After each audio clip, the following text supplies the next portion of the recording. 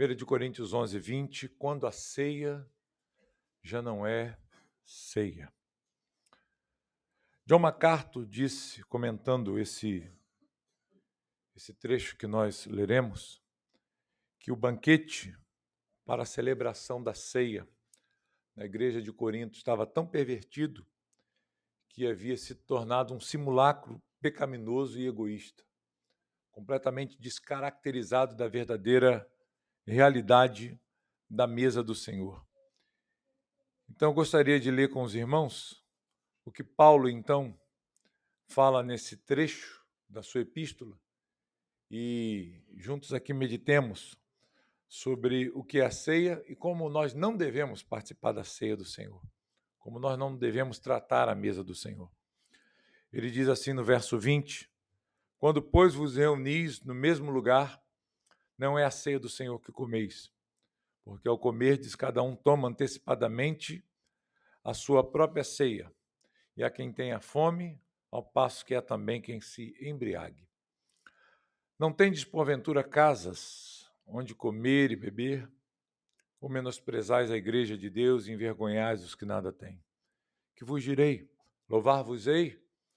Nisto certamente não vos louvo, porque eu recebi do Senhor o que também vos entreguei, que o Senhor Jesus, na noite em que foi traído, tomou o pão e, tendo dado graças, o partiu e disse: isto é o meu corpo, que é dado por vós, fazei isto em memória de mim. Por semelhante modo, depois de haver ceado, tomou também o cálice, dizendo: este cálice é a nova aliança no meu sangue. Fazei isso todas as vezes que o beberdes em memória de mim, porque todas as vezes que comerdes este pão e beberdes o cálice, anunciais a morte do Senhor até que ele venha. Por isso, aquele que comer o pão ou beber o cálice do Senhor indignamente será réu do corpo e do sangue do Senhor.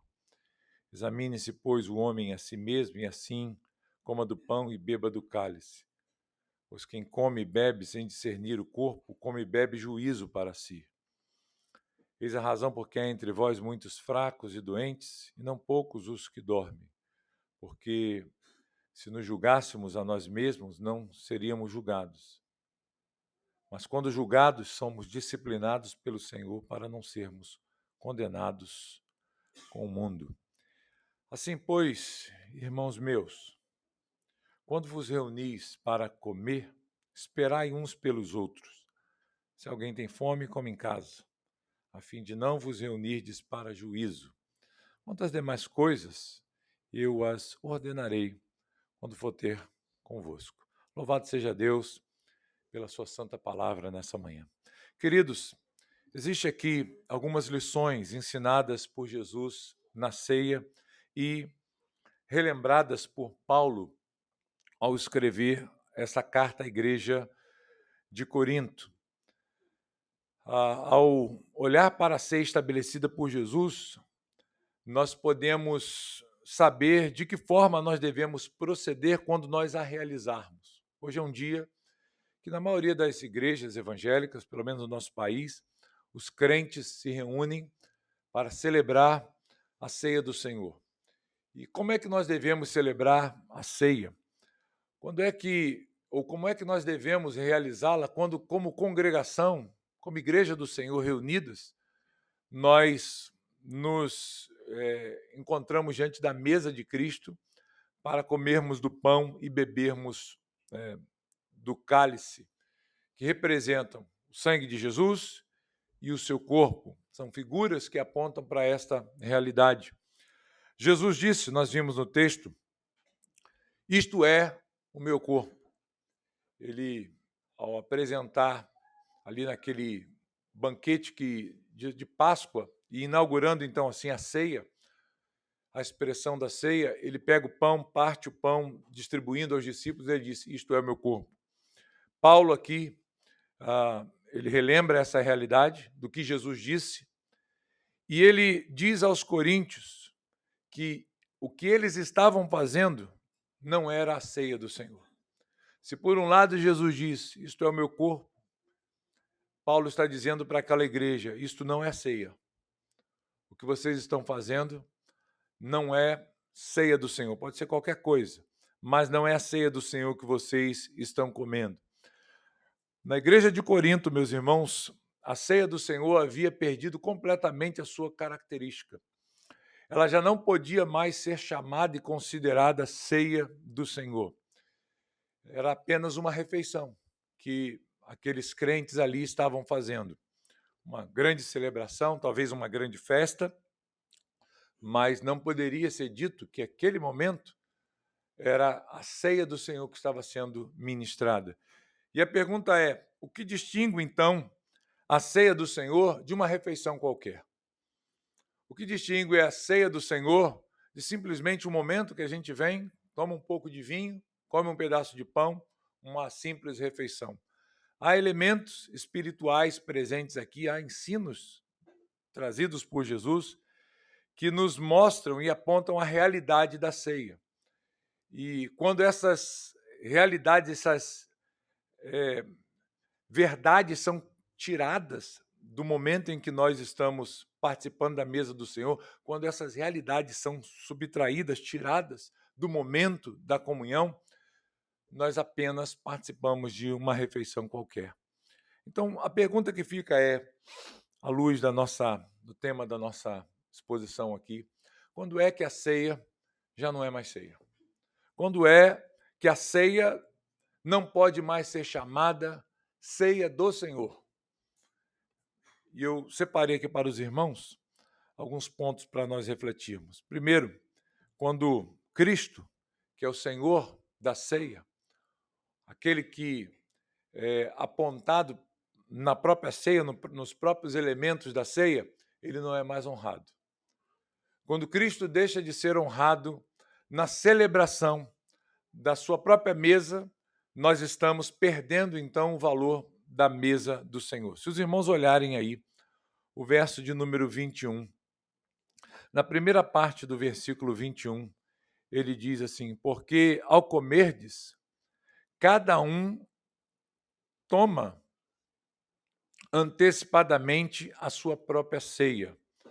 O que está acontecendo aqui, queridos, nessa primeira parte do versículo 21, é que Paulo está lembrando aqui que o propósito da ceia do Senhor é relembrarmos a Cristo, não é fazermos uma refeição, não é nos reunirmos para comermos e bebermos e nos fartarmos e nos saciarmos fisicamente, mas nos nutrirmos espiritualmente com a lembrança de Cristo, com a lembrança do nosso Salvador.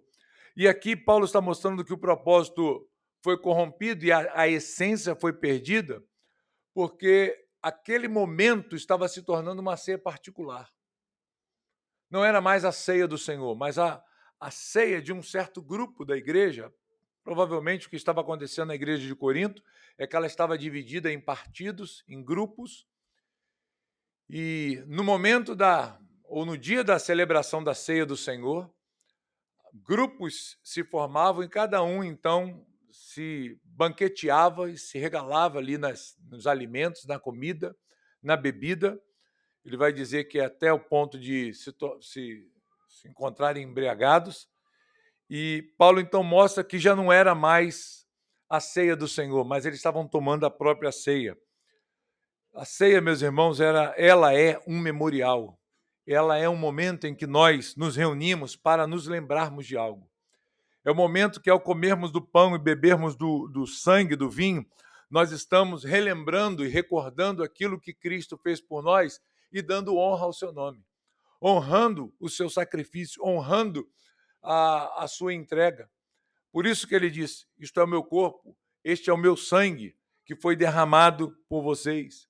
E quando nós perdemos essa realidade, quando nós olhamos para a ceia apenas como uma refeição, e o pior, quando nós fazemos dessa celebração ou desse momento uma ceia particular, um momento em que apenas nós nos reunimos para comer e beber, como se fosse uma festa, o que fazemos em algumas festas que vamos, em reuniões que podemos fazer assim também, nós perdemos o propósito desse ajuntamento, que é relembrar o que Cristo fez por nós. Jesus estabelece a ceia para que nós nos lembremos do seu sacrifício. Nós não devemos desconsiderar essa realidade. Não é apenas um momento em que nós nos achegamos ao culto no primeiro domingo do mês e temos aquele compromisso de comer um pedacinho de pão e beber um pouquinho do vinho e ali cumprirmos um momento de refeição da igreja. Não, não é isso. É um momento que a igreja para refletir. É um momento que a igreja para perceber essa realidade daquilo que Cristo fez por nós através da sua morte na cruz.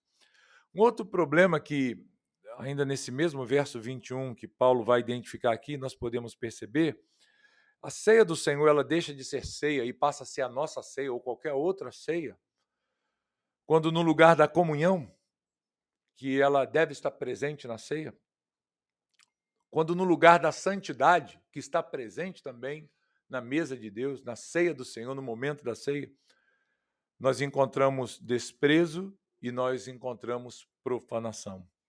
Veja o que diz então aí, a segunda metade desse versículo, que diz, e há quem tenha fome, ao passo que há também quem se embriague. Ceia, meus irmãos, é um momento de profunda reflexão. Quando comemos do pão, bebemos do cálice, até pela quantidade, os irmãos já percebem isso, né? Não tem um propósito aqui de nos nutrir fisicamente, mas é um propósito que nós temos nela de refletirmos acerca dessa realidade espiritual que nos foi concedida. É um momento de profunda reflexão. Quando nós participamos da ceia, Deus, o Senhor, nos convida a refletirmos acerca de uma realidade. Refletirmos acerca de nossas vidas, de como nós estamos. Paulo vai dizer isso um pouco mais à frente, do autoexame que precisa ser feito. Nós refletimos acerca de quem nós éramos, que Cristo fez por nós, a vida que vivíamos, como Ele nos resgatou do pecado, como Ele nos colocou hoje numa nova posição, numa nova condição. É um tempo de nós refletirmos a gravidade do nosso pecado, que levou Cristo a morrer numa cruz de forma tão cruel, terrível, sofrida, por causa das nossas culpas. Nos faz refletir acerca da justiça de Deus, da santidade de Deus, que não deixa o pecado passar impune. A exigência que há na santidade de Deus de ver o pecado sendo, o preço do pecado sendo pago. E ele é pago na pessoa do seu próprio Filho amado, do Filho do seu amor. Então, quando nós participamos da ceia, nós precisamos entender que esse é um momento de reflexão, de meditação, de nós pararmos para pensar a respeito de quem Deus é, a respeito do que Ele fez por nós, da providência que nos foi dada em Cristo Jesus. É o momento de nós pararmos para uma reflexão acerca da nossa própria vida, de quem nós somos hoje e por que nós somos o que somos. Não é pelos nossos méritos, não é pelo meu esforço, mas é por aquilo que Cristo fez por mim. Então, quando eu participo da ceia, eu estou considerando essas coisas. Ao comer o pão, ao beber o cálice, eu estou pensando nisso. Quando eu me achego à mesa do Senhor, eu me achego com essa concepção. A ceia fala dessa realidade, de uma nova vida que eu desfruto por causa do amor de Deus demonstrado em seu Filho Jesus, punindo pelos nossos pecados na cruz de forma tão brutal. Ceia é um momento, meus irmãos, de exame, é um momento de profunda reflexão, mas também é um momento de comunhão, porque a mesa do Senhor ela deve ser comida e celebrada em comunhão com a igreja. Não existe ceia do Senhor a sós. Não existe ceia do Senhor sozinha. Você não participa da ceia do Senhor da sua casa. Nós não temos o hábito, porque não entendemos que não é um ato bíblico, de nós celebrarmos a ceia a sós, ou levarmos a ceia para quem não pode estar na igreja por algum motivo, às vezes até motivos justos, como, por exemplo, uma enfermidade.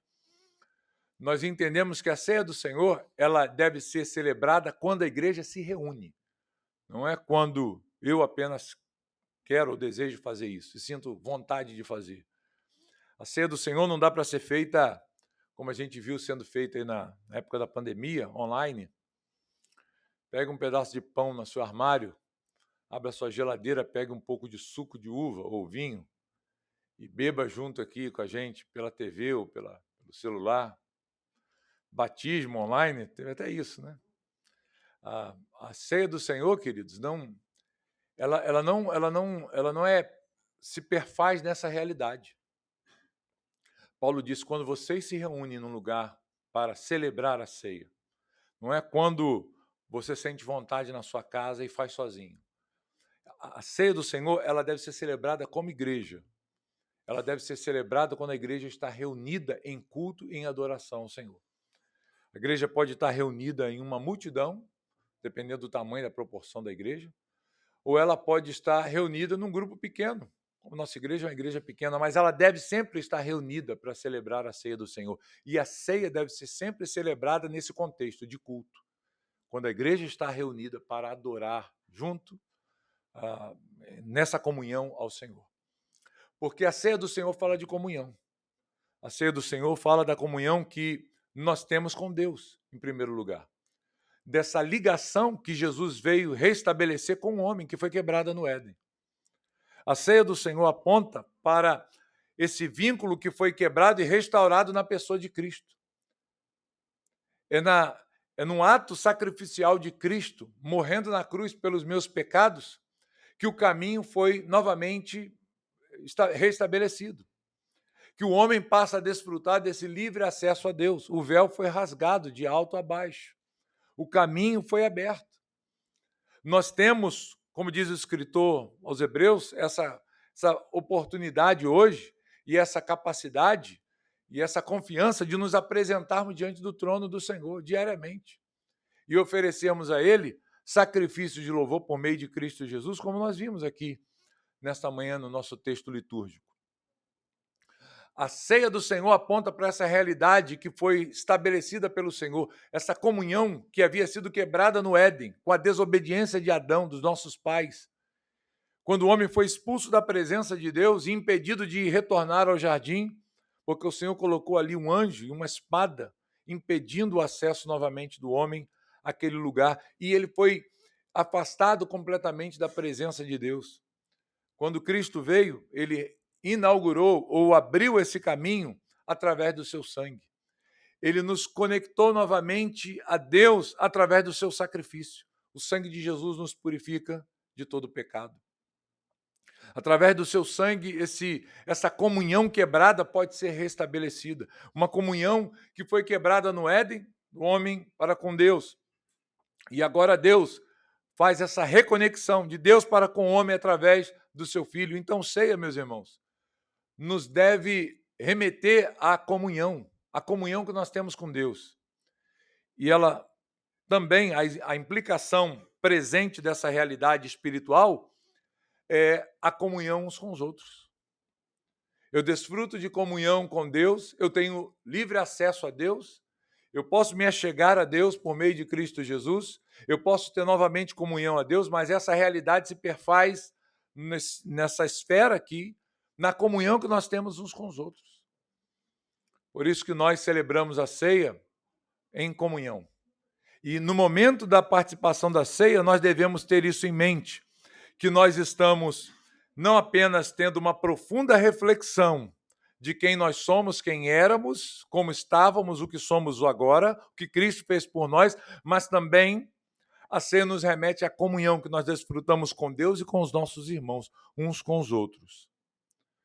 Mas aqui na igreja de Corinto, coisas completamente antagônicas estavam acontecendo, estavam presentes na hora da ceia. Em lugar da comunhão, havia egoísmo. Em lugar dessa participação comunitária, desse ajuntamento comunitário, o que havia? Divisões. Cada um tomava a sua própria ceia. Havia grupos. Se os irmãos olharem mais uma vez, o verso 21, a segunda parte dele diz: e há quem tenha fome, ao passo que também há quem se embriague.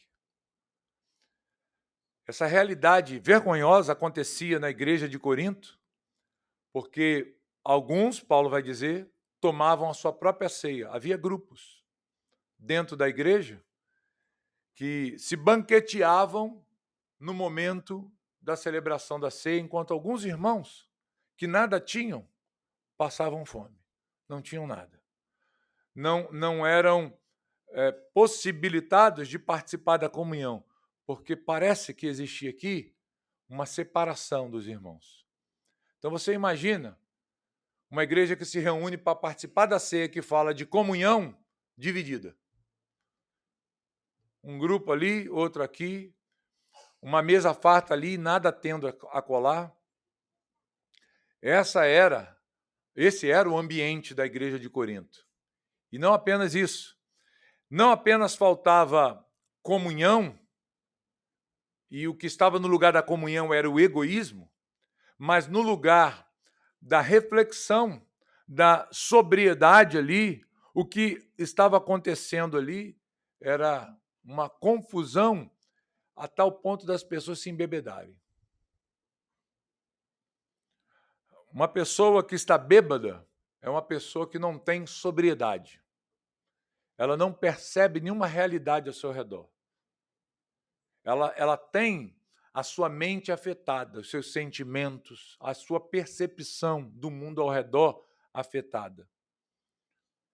Como nós podemos refletir a respeito do que a ceia é, dessas realidades com a mente entorpecida pelo vinho, pela embriaguez? Como nós podemos considerar a majestade desse momento, a grandeza desse momento, se a nossa mente está contaminada? Vocês conseguem perceber como que o que acontecia na igreja de Corinto, e Paulo diz a verdade, não era a ceia do Senhor? Porque essas duas características que apontam, para as quais a ceia apontam, não estavam presentes. Não havia comunhão e não havia sobriedade. Nenhuma dessas realidades estavam presentes nessa igreja. Por isso que Paulo está dizendo, não é a ceia do Senhor. Ele percebe que já não havia no meio dessa igreja preocupação com os irmãos. Não havia nessa igreja a reverência. Não havia nessa celebração o temor. Como você celebra a mesa do Senhor bêbado, odiando, desprezando o irmão? E isso, queridos, é o que significa. Talvez os irmãos já tenham escutado muitas interpretações a respeito desse versículo, mas é isso aqui que significa comer a ceia indignamente. Participar da ceia indignamente é isso. É isso que Paulo está falando aqui. Quando você come a ceia do Senhor, quando você participa da ceia do Senhor dessa forma, que não é a ceia do Senhor, você está fazendo isso de forma indigna. E o terceiro ponto aqui para a gente encerrar, a ceia ela deixa de ser ceia, ela não é mais ceia do Senhor quando se faz pouco caso da igreja de Deus. E isso é visto no menosprezo da unidade, dos valores, das normas, dos propósitos em relação a Cristo como cabeça. Eles desprezavam todas essas coisas. Se nós seguirmos a nossa leitura, ele vai dizer no verso 22, não tendes porventura casas onde comer e beber? Aí ele diz, ou menosprezais a igreja de Deus e envergonhais os que nada têm. Olha o que está acontecendo nessa igreja. Desprezo. Considerando a mesa do Senhor como uma coisa qualquer. Não há temor, não há reverência. Nós não consideramos os elementos sacralizados. O pão continua sendo pão, o vinho continua sendo vinho. Mas nem por isso nós devemos nos aproximar da mesa do Senhor sem reverência. Nós não devemos nos aproximar desse momento com o coração desconectado da grandeza do momento, da realidade do momento.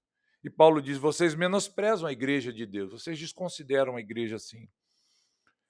Vocês envergonham aqueles que não têm nada. E ele está fazendo aqui uma referência clara aos pobres da igreja. Aqueles irmãos que eram privados da ceia porque não tinham nada para comer, não sobrava pão para eles nem vinho. Percebam a dificuldade que essa igreja enfrentava aqui. Se por um lado existiam ricos nessa igreja, pessoas que se banqueteavam, por outro lado existia também aqueles que eram impossibilitados de comer a ceia, porque não tinham condições de fazer a ceia do Senhor, porque a ceia ali estava dividida, cada um fazia a sua própria ceia. E como é que esses irmãos poderiam realizar a mesa do Senhor, celebrar a mesa do Senhor? E é por isso que Paulo, então, ele vai seguir aqui no verso 22 dizendo: o que eu vou dizer a respeito de vocês? Será que eu vou louvar vocês? E ele vai dizer: nisto, certamente não vos louvo. Algumas coisas aqui na igreja de Corinto foram motivos de louvor àquela igreja por parte de Paulo. O próprio capítulo 11, se os irmãos olharem, ele se inicia com uma palavra de louvor aí à igreja de Corinto. Mas aqui, depois de falar a respeito dessas realidades, ou dessa realidade que merecia o crédito, dizendo, olha, vocês estão de parabéns nesse ponto, naquele ponto, mas agora, depois de trazer essa correção a respeito de um momento tão importante, Paulo diz, mas nisso aqui vocês não recebem louvor nenhum. Naquilo que eu falei lá atrás, ok, tiraram 10, parabéns para vocês. Mas nesse ponto aqui, vocês falharam terrivelmente. Terrivelmente vocês foram falhos aqui. Então, o que estava acontecendo nessa igreja era um profundo desprezo, fazendo pouco caso da igreja de Deus, pouco caso da comunhão dos irmãos. Então, irmãos, como nós devemos participar desse momento no qual nós vamos participar agora? O que deve haver nesse momento de ceia em nós? O que a ceia representa e traz a nós? Eu gostaria de separar aqui, só citar para os irmãos 3 pontos também. Primeiro, a ceia é um momento de proclamação e um momento de anunciação.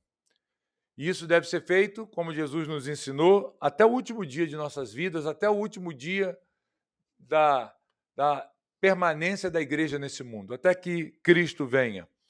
Ele diz, porque todas as vezes que comerdes esse pão e beberdes o cálice, anunciais a morte do Senhor, até quando?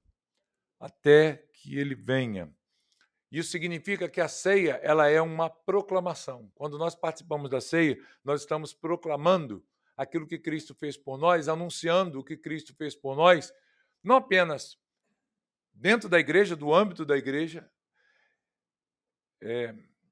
reforçando e reanimando a nossa esperança nesta realidade futura, mas também anunciando que um dia Cristo voltará. Um outro ponto que eu gostaria de considerar aqui antes de nós participarmos da mesa do Senhor é que o momento da ceia é um momento que deve exigir de nós um profundo exame. É um momento que exige de nós um profundo exame da nossa vida, um exame pessoal. Paulo ele diz aqui no texto que nós devemos examinar-nos a nós mesmos. Examine-se, pois, o homem a si mesmo, e assim coma do pão e beba do cálice. E ele vai dizer um pouco mais, porque se nos julgássemos a nós mesmos, não seríamos julgados. No momento da ceia, nós devemos considerar essa realidade, como eu disse aqui já para os irmãos, examinar a nossa vida. Será que nós temos falhado como a igreja de Corinto estava falhando? Será que eu tenho deixado de considerar esses elementos, a forma como a ceia deve ser celebrada e considerada, como essa igreja estava fazendo aqui? Bem, essa é uma pergunta que você mesmo responde. Você faz a você e você mesmo obtém a resposta. Será que eu tenho cumprido esse papel estabelecido na palavra de Deus quando eu me achego à comunidade dos santos para juntos celebrarmos a mesa do Senhor? É um exame que deve ser feito em cada um. Eu não posso fazer esse exame por você. Eu não posso olhar para dentro de você e falar assim, olha, você pode, você não pode. Aquilo. É um exame pessoal. Cada um aqui precisa fazer esse exame. E tendo feito esse exame, corrigir, se precisar corrigir algo, e assim participar da mesa do Senhor. O exame não é feito para recusar a mesa do Senhor. O exame é feito para a participação da mesa. Eu examino e eu como. Eu examino e eu bebo. Não é um exame e eu falo, não, eu não vou participar. Porque nesta resposta, se assim ela for feita, implica uma falta de vontade de mudança, de conversão, de ajuste da própria vida. Quando você recusa a ceia depois de uma análise, você está dizendo, eu não estou disposto a mudar. Há coisas que nós não conseguimos corrigir no momento da ceia, em todos os âmbitos da correção. Mas o que nós precisamos é sair desse momento, decididos a corrigir o que for preciso corrigir depois. Mas a decisão tem que ocorrer aqui dentro do coração. Eu decido aqui, eu me posiciono aqui, e o que eu precisar resolver depois, por força de circunstâncias, eu resolvo, mas eu estou decidido a mudar. Então, Paulo nos orienta dessa forma, é palavra do Senhor para as nossas vidas. E nós devemos nos julgar a nós mesmos, né? Não é julgar o irmão, não é o próximo, mas é a sua própria vida. E a ceia, por último, pode ser um instrumento de correção e de disciplina da parte do nosso Deus, do nosso Senhor, aqueles que são seus filhos. A ceia serve como correção da parte de Deus para aqueles que são seus, mas ela serve também de condenação para o mundo. Essa é uma realidade que o momento expressa. Por isso que Paulo diz, eis a razão porque há entre vós muitos fracos e doentes, e não poucos os que dormem. O que Paulo está apontando aqui é que esta igreja, ela está padecendo, e até fisicamente, porque não estavam considerando a santidade do momento, a santidade do ajuntamento da igreja. Porque a igreja não estava considerando essa realidade como deveria. E ele diz, olha, alguns de vocês estão fracos e doentes. E não são aqueles poucos, aqueles que já dormiram. E dormir aqui é um eufemismo para a morte. É uma maneira de você falar uma coisa feia de uma forma mais agradável, né? Ele diz, olha, muitos de vocês estão fracos, muitos de vocês estão doentes e muitos também já morreram, porque vocês não consideraram a grandeza desse momento. Irmãos, vocês conseguem perceber o quanto é importante a ceia aqui? Só por esta declaração aqui de Paulo, nós já podemos perceber a seriedade do que é nos aproximarmos da mesa do Senhor. A ponto de Paulo dizer, olha, isso tem acontecido com vocês. E aqui é uma palavra dirigida para quem? Para a igreja, né? Paulo está falando aos coríntios. É Deus disciplinando o seu povo. É Deus disciplinando aqueles que são indisciplinados. E às vezes, queridos, a nossa indisciplina é tão grande, é tamanha, a falta de vontade de um conserto é tão grande em nós, a teimosia no erro é tão grande, que Deus às vezes nos disciplina com a morte. Aqui não implica a perda da salvação, não é isso. Mas às vezes a gravidade é tão alta, tão elevada, e a indisposição de um coração é tão grande em teimar naquele erro, e isso contamina e prejudica tanto a comunhão da igreja, a comunhão dos santos e a imagem da santidade de Deus no meio do seu povo, que o que Deus faz? Deus envia a disciplina. E você sabe como Deus te disciplina, porque tenho certeza que todos aqui já passaram por algum grau de disciplina da parte de Deus ou talvez estejam passando. Mas o extremo dessa disciplina aqui, Paulo diz, é o quê? É dormir. Então é possível isso acontecer pela não consideração da mesa do Senhor. Mas e o mundo? Será que O mundo padece também por não considerar essa realidade? Sim, embora ele não participe, mas é exatamente por ele estar desconectado do Senhor que ele é disciplinado, de uma forma mais terrível. Ele diz, mas quando julgados, somos disciplinados pelo Senhor. Ou seja, quando o Senhor trabalha e opera em nós o julgamento, é para a disciplina, não é para a condenação.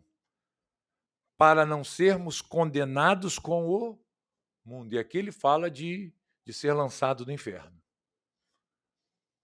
Essa é a realidade que está sendo apresentada. Então, a ceia do Senhor, muitas das vezes, pode ser um instrumento de correção e disciplina para a igreja, para aqueles que são filhos de Deus, e às vezes de uma forma, como eu disse, até bem dura, mas para o mundo, a ceia é condenação. Quando nós participamos da ceia, irmãos, e quando nós proclamamos isso, anunciamos esse momento, nós estamos dizendo para o mundo que ele jaz no maligno, que se ele não se arrepender e se voltar para Cristo, o Salvador, e crer na obra de Cristo, ele perecerá eternamente.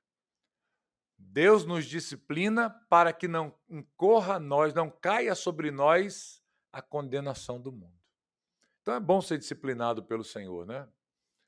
Em última análise aqui, embora a disciplina às vezes seja dura, mas ela sempre será proveitosa.